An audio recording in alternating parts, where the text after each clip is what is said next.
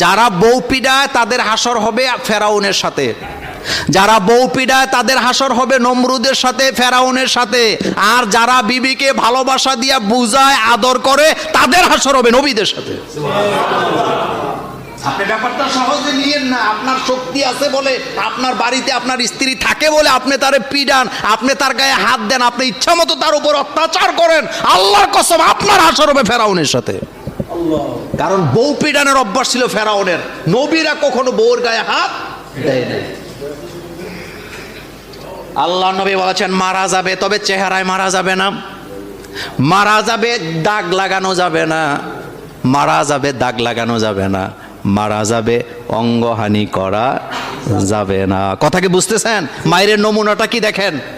অনেকে বলবেন যে বউ পিডানের কথা কোরআনে আছে, কিন্তু আপনি বুঝেন আল্লাহ নবী বলেছেন মারা যাবে, চেহারায় মারা যাবে না। মারা যাবে কিন্তু দাগ লাগানো যাবে না। মারা যাবে কিন্তু অঙ্গহানি করা যাবে না। তাইলে এটা কি মায়ের হইল না, শিরশিরি হইল? কথা কয় না? এটা কি মায়ের হয়েছে না শিরশিরি হয়েছে?